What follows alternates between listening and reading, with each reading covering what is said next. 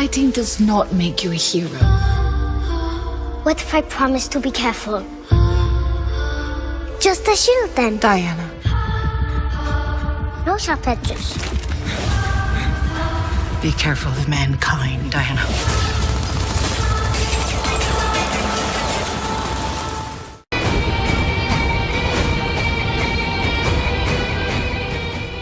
Wonder Woman. This is the first female-led superhero movie in a long time, but it's not the first. For some reason, there's this stigma in Hollywood that female characters just don't sell. But I think that's because we have movies like Elektra and Catwoman, which are characters that don't really need movies of their own. And on top of that, those movies just weren't that good. So when they don't make money, it's really not surprising. I don't think it has anything to do with them being women. And another thing I want to address is all the fanboyism going on. You've got these fanboys that pick sides, like DC or Marvel are sharing paychecks with them. These Marvel fanboys that love watching DC movies fail, and then on the other side you've got these DC fanboys that hate seeing Marvel movies succeed. I grew up with both DC and Marvel, and I like them both equally. Yes, it's possible. There are some of us out there. I just want good comic book movies all around. You guys know by now that I always go into these movies as a comic book fan first, and a moviegoer second.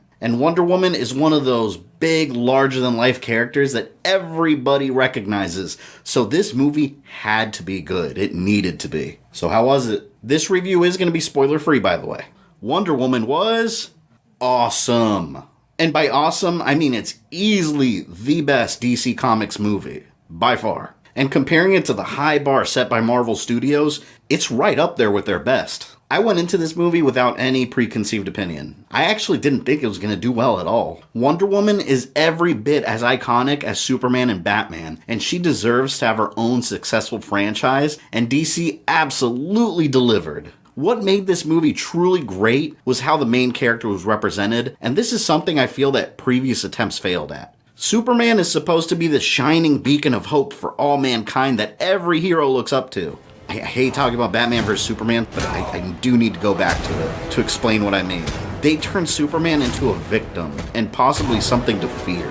Batman is supposed to have such a strong conviction that he will never cross the line and kill someone. That's what makes him such a strong character. Even if his sidekick gets beaten to death by a crowbar, he does not cross the line. And that has brought him trouble through so many stories, but that's a core principle of Batman's character. What, your moral code just won't allow for that? It's too hard to cross that line? No! It'd be too damned easy. All I've ever wanted to do is kill him. If I allow myself to go down into that place, I'll never come back. I can't. I'm sorry. Well, the movie turned him into the Punisher, blowing bad guys away. He had some awesome fight sequences, sure, but did they really capture the essence of the character? And he's supposed to be the greatest detective, but he goes after Superman like a rabid dog, instead of deducing that he might be getting manipulated and Superman might not really be this bad guy.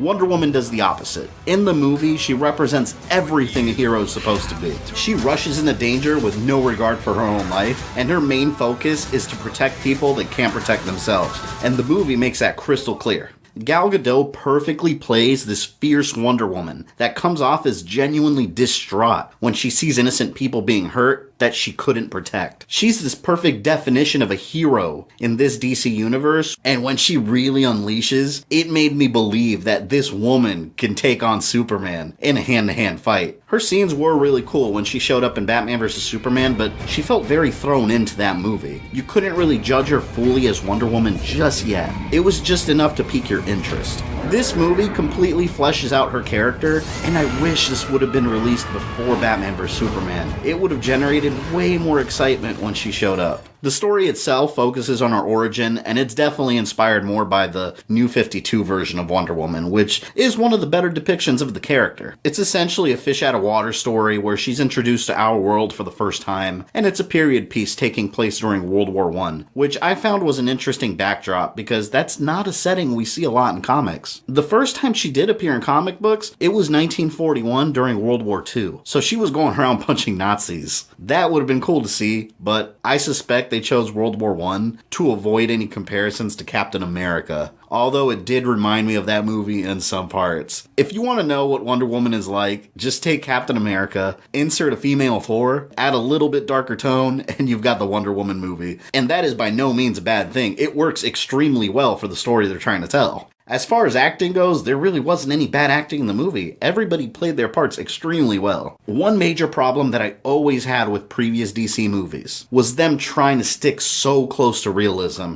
More specifically, I had that problem with the Christopher Nolan Batman movies. While they are good movies on their own, I think they were horrible representations of the Batman universe, making everything so real, guaranteed that you had no chance of seeing the more over-the-top Batman villains, like Poison Ivy, Mr. Freeze, Clayface. He's got so many that would have been so cool to see done well on screen, but that made it impossible. Wonder Woman throws realism out the window, thankfully. It's not afraid to show that this is based on a comic book, a fictional universe full of superpowered people. She's from an island called Themyscira that's full of Amazon warrior women, which looks like something right out of Greek mythology, and that's all in the movie. You see Wonder Woman as a child growing up among these warrior women, and they look awesome. Some of these chicks were huge. They looked like She-Hulks all over the place. They looked like they could break Batman's back faster than Bane. The island was vibrant and full of color, a noticeable change in the dull look of most DC movies. And we also get these story segments of all the Greek gods fighting each other,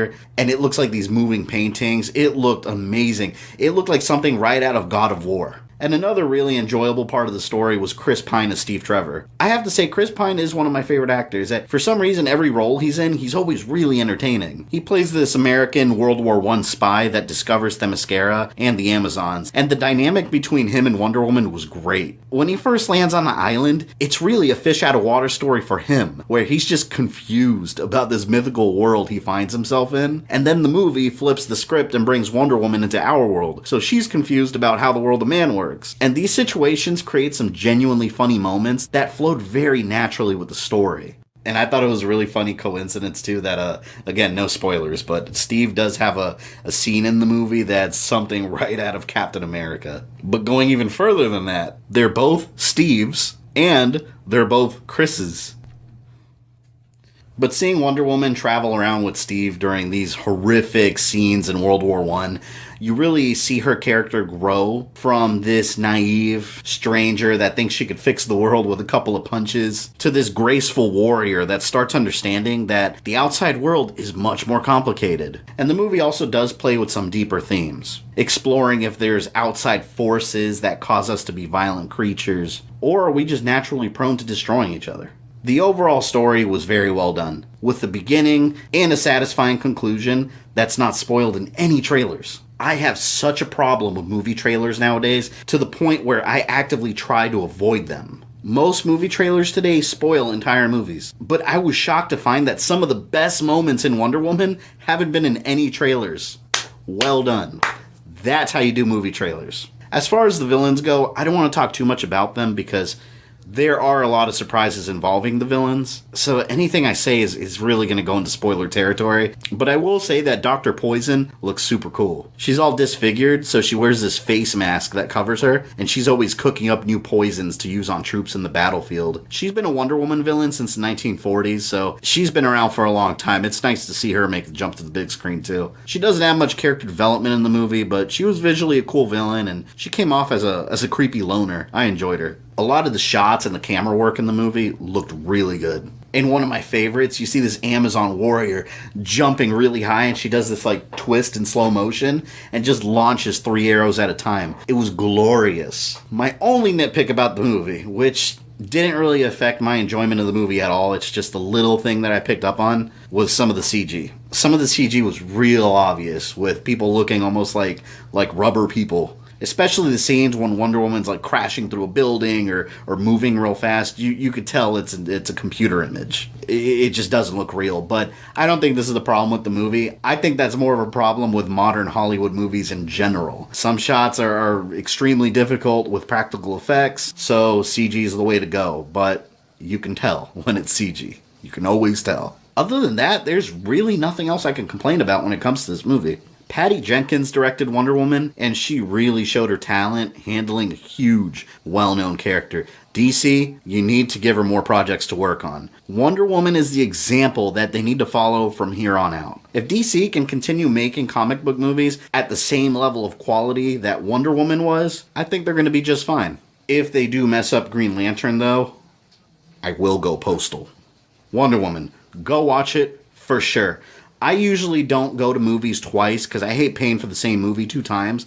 I may actually do it for Wonder Woman because I have not stopped thinking about that movie since I watched it. If you saw the movie, let me know your thoughts down below. Let me know if you agree or disagree with me. Don't forget to subscribe if you haven't already, and make sure you click that notification box for me. This is Fabian. I love you guys, and I will see you next time.